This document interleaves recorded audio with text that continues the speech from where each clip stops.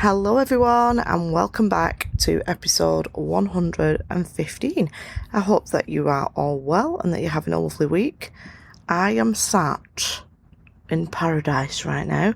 I'm recording from a rooftop balcony in a place called Kalkan in Turkey, and it is absolutely beautiful. I feel like I am living such a big part of the vision that I scripted last October, which was to be able to go anywhere in the world and travel around and work from there. And now here I am, sat on my laptop on this gorgeous rooftop terrace in the sunshine, looking at the sea and all the boats going past, and the sun is shining, and it is just absolutely incredible.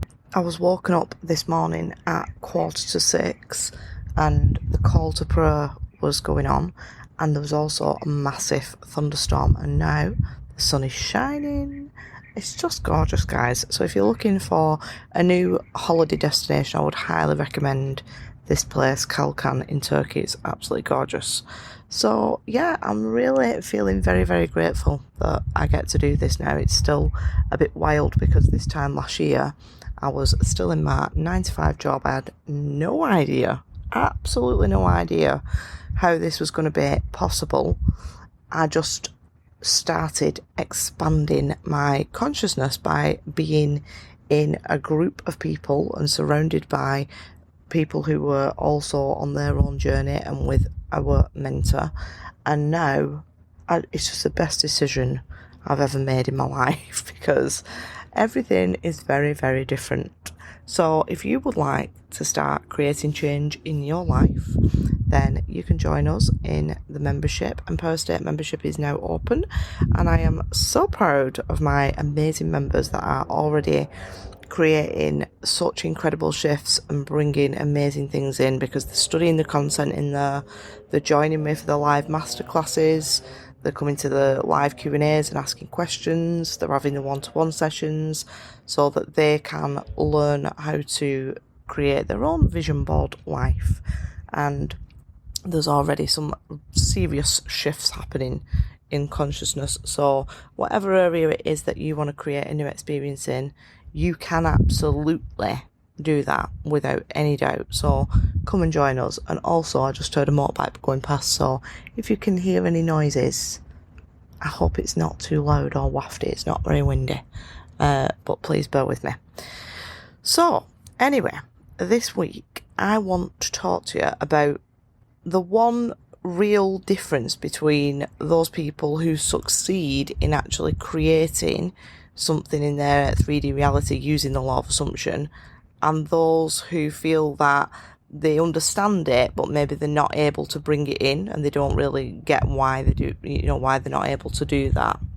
So in my last episode I was talking about what manifestation actually is.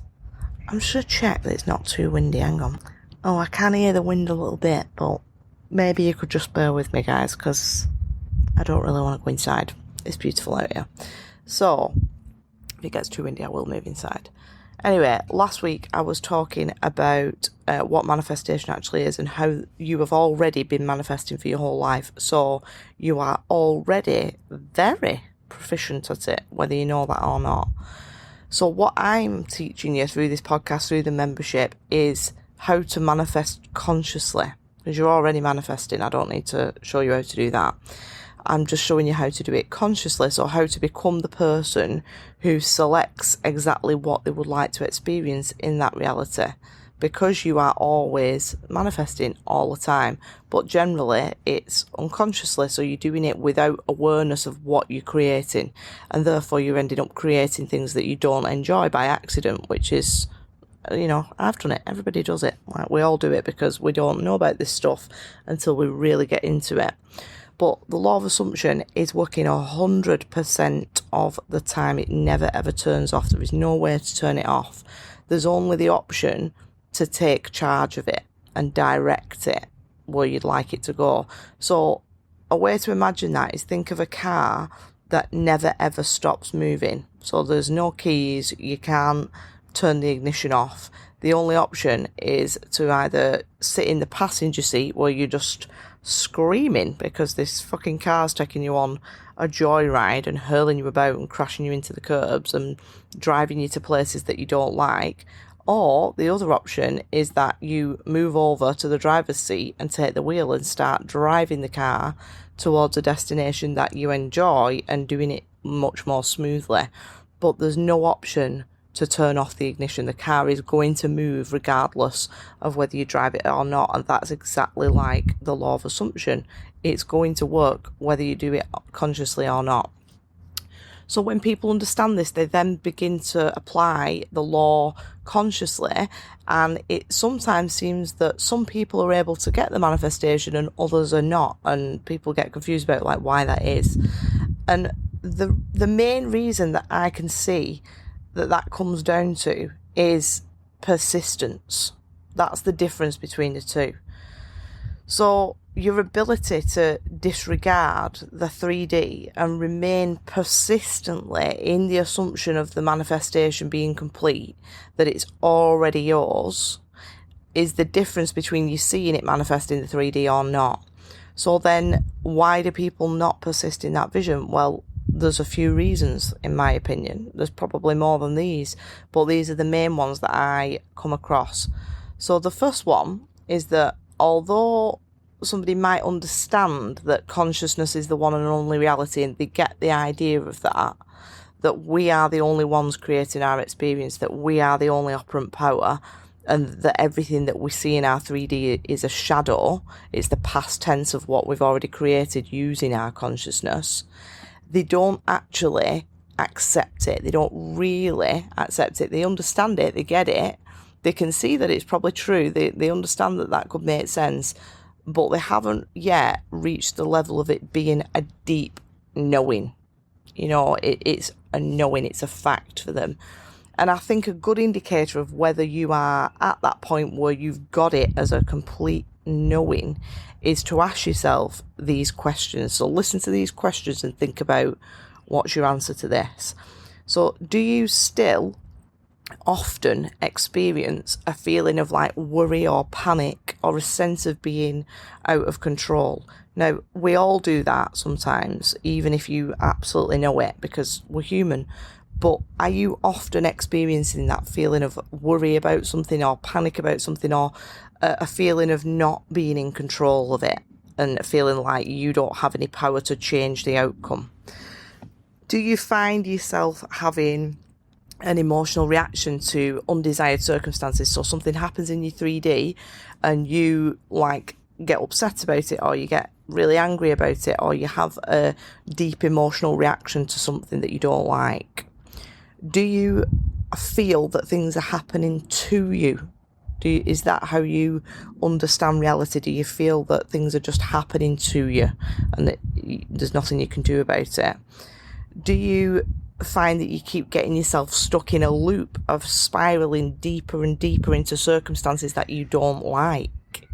Do you find that you assign meaning, like negative meaning, to something that you see going on in your world?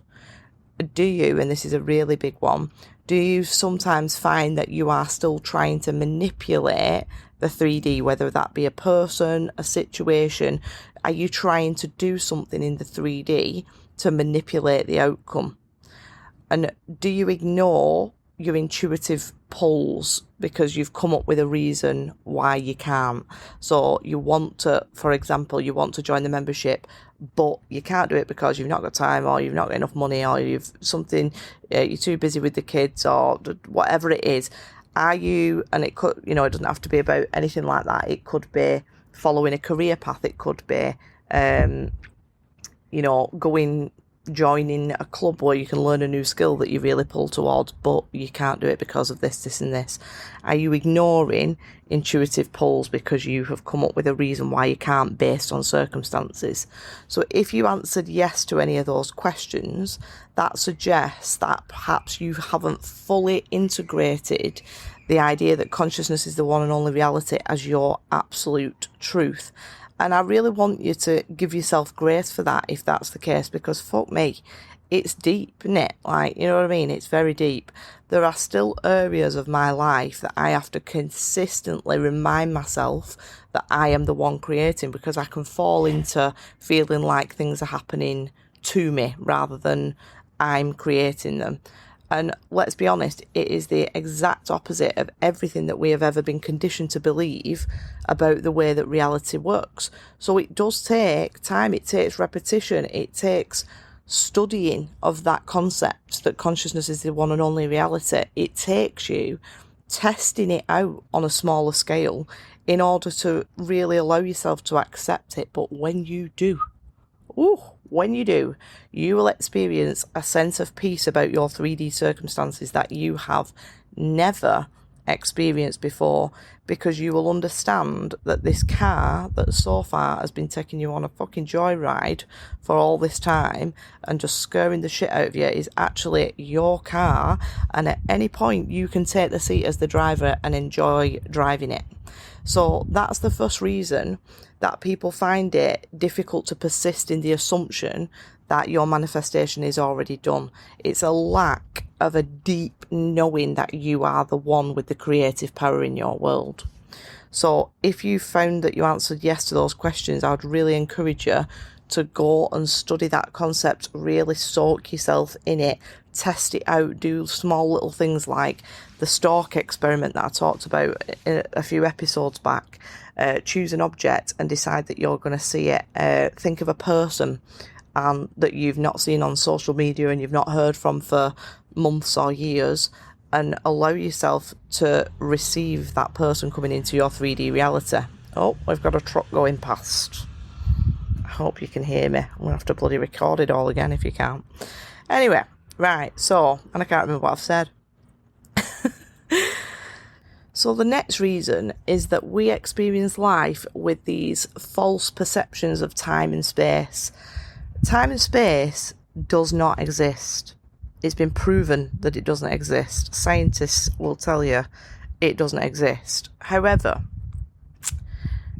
as humans, we absolutely do experience them. We experience time and space. So the problem is not so much that we experience them. The problem is that we decide that there has to be time and space between us and our manifestation coming into the 3D.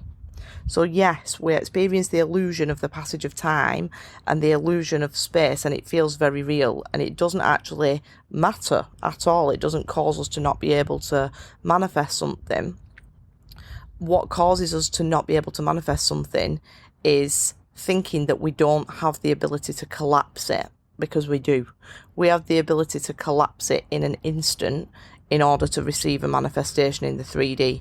So not understanding or accepting that we have that power also stops us from persisting. It's fine for us to experience that time and space, but when we decide that there's a specific amount of time and space between us and what we desire, that's what stops us persisting. Because even though we might have accepted that consciousness is the one and the only reality, and we're completely on board with the idea that we can create, like, let's say, our dream home, what we do then is we attach a specific amount of time and space conditions to that manifestation. And that might sound like, oh, I'd love to buy my dream home, but it's going to take me at least 20 years to buy it. Well, yeah, if that's what you assume to be true, that's exactly what you'll experience. You'll create in the 3D an experience that allows you to have it, but only when the illusion of 20 years has passed. And nobody wants to wait 20 years for anything, do they? Why the fuck would we want to do that? So because of that, what people do is then they revert to being realistic, which is bollocks in itself, but being realistic and giving up on that vision altogether because it's just too far away, meaning that they don't persist in the assumption that it's already done, that they already own the dream house and that they could have it like that because they have the ability to collapse time and space, but they're not using that ability. Now, the final reason that I believe is one of the main reasons that people don't persist in the assumption that it's already done, is due to the overcomplication of manifestation content, which is mainly, I must admit, coming from, and I say this with absolute love and respect, because to a point I was also creating this sort of content in the past, and you know, there's lots of creators that make content that I absolutely love and that absolutely know what they're doing, but it's coming mostly from the law of attraction community, and also misunderstanding of a lot of spiritual and religious content that's out there too. And I know that sounds a bit controversial because, like I said, there are some incredible content creators who teach on these topics and who I love to listen to regularly, but there are also a whole lot of people sharing some real confusing bullshit. So some examples of things that you might have heard if you are listening to a lot of manifestation or a lot of spirituality content, which are, in my opinion, either straight up bollocks or are being interpreted in completely the wrong way, are things like, it wasn't meant to be. It wasn't meant to be. Now, there's some truth in that statement, it wasn't meant to be, but it's much more than that. What the sentence should actually be is, it wasn't meant to be because that's not really what you desire. You're settling for less by taking that. So I'm not going to give it you. It doesn't mean that you can't have it, so just give up on it. It means that you're not being expansive enough and you're going for something that's not really what you love. So it wasn't meant to be because there's something better that you can have instead. So it doesn't mean give up. I want to make that very clear. Another phrase that you might have heard is, it'll come to you in divine timing. Again, I suppose you could say that there is some truth in that if you really kind of interpreted it in the right way. But people misinterpret it. That sounds like a posh word, but I don't think it's real. Misinterpret what divine timing means. A lot of people take it as that they just can't have it now. There's no real reason why. They just have to wait for another time in their life. And usually they believe that that time in their life is much further away. And that, my friend, is bollocks. Divine timing is not someone outside of you just keeping it away from you, withholding it until they believe that you deserve it or that you're ready to receive it. It's you keeping you away from it until you believe that you can have it. So divine timing to me personally is as soon as I can step into the identity of that divine version of myself who already has it and get out of that wanting and waiting and needing energy by stepping into the knowing energy, stepping into the assumption that it's already done. And another one, this is really controversial. I might upset you if you are a raging Christian, so I'm sorry. But another one that I'm not a fan of is, it's God's plan. And bear in mind here that although I'm not religious in the slightest, I absolutely believe in God. But to me, God is just energy. It's creative energy. It's not a person in any way, shape or form. And each of us make up that energy. We're all a little jigsaw piece of this collective God energy. It's us. So God is the creative power that each of us have. So the idea to me of this, oh, well, it's God's plan, is often used to comfort people who are accidentally and unconsciously in a loop of creating shit that they don't like.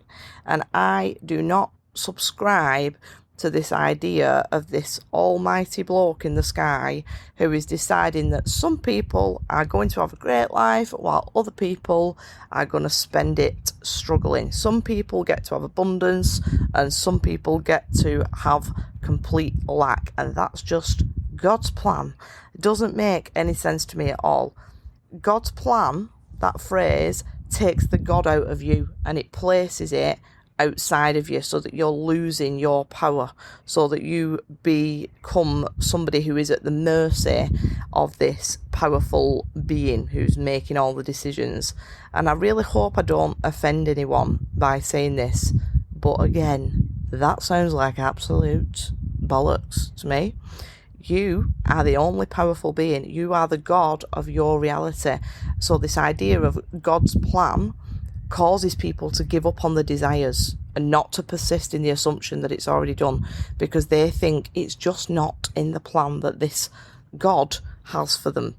You are writing the plan with your God spark. You are creating it with your God energy. Your imagination is God, and it's all you. So if you don't like the plan that you think has been written for you, write a fucking new one so that you can experience something better. So these are some of the main reasons that I believe people do not persist in the assumption that the desires are already theirs, and therefore they don't see them manifesting in the physical. So they might understand it all, but if they're not persisting, they ain't gonna get it. So also, another reason is the misunderstanding of the idea of detachment, but I'm not going to go into that one right now because we're already on 20 minutes, and that's a whole other episode. We'll be here all day, won't we? And I've got a brunch to go to soon. I'm going getting pissed at an all-inclusive brunch. But it is absolutely essential that you learn to persist in the assumption of already having your desires if you want to see them manifest in the 3D. Essential. And that it's not easy. It's simple, but it's not easy. It takes practice. It's really simple, but because we are human, we get caught up in circumstances. That's natural, but we have to learn to keep thinking as if we already have what we want, regardless of what we see going on around us, regardless of everything that we've been told growing up about how reality works. If you want to become a person who manifests things easily and quickly, you must learn to persist in the vision. So when you start to ignore the undesired 3D circumstances and move forward towards your vision regardless, which means listening to your intuition, embodying the identity of the vision version despite it maybe seeming illogical, when you're consciously choosing to think thoughts that are in alignment with already having that desire, when you are making decisions as the version of you who already has it, when you are speaking as if you have it, when you are acting as if you have it, when you are persisting in that assumption of having that desire, no matter what, it will harden into fact and you will experience it in your 3D, because that's how it works. The only reason that you don't see it come in is that you stop persisting because of one of the reasons that I've talked about above. If you were to just keep persisting, you would see it, because that's how the law works. There's no limits on it. It's not coming in because it's too big for you. It's not coming in because you stop persisting in it and you go back into safety and you go for something less than what you really want. Learn to stand firmly in your vision. Don't be shaken by anything, and you will become absolutely limitless. So this week, I really want you to think of something that you truly desire, that you would love to have, and I want you to practice persisting in it, because you're having thoughts anyway. You're having dominant thoughts. You might as well make them dominantly coming from the vision. Nothing, you're not going to lose anything, you're only going to gain. So choose one desire, and every single day I want you to go into that vision. I want you to spend some time sitting in that vision and feeling all of the feelings and imagining it with all your 5D senses. Imagine what it would be like to be there. How would it feel? What would you see? What would you hear? Put all of that stuff into your vision. Consciously choose to repeatedly think thoughts that imply that you already have it. Set a timer on your phone, sit for 10 minutes and repeat an affirmation that suggests that you already have it. Do it robotically. Whenever you're doing something that doesn't require your focused attention, be repeating that affirmation over and over again. Repetition and emotional impact is how you rewire your subconscious to allow yourself to receive it. Speak and act as if it's yours. Persist, persist, persist, and you will, without any doubt, create that experience.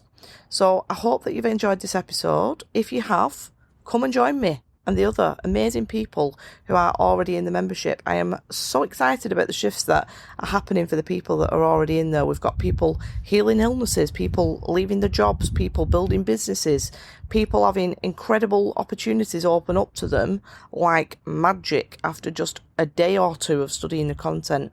So if you are feeling that intuitive pull to come in, if you've kept clicking on the link or if you kept thinking about it, listen to your intuition and follow it instead of using your circumstances to keep you stuck. And I will see you in there. I hope you have an amazing week. Persist in the assumption of your desire being done, and I will speak to you all soon. See you later.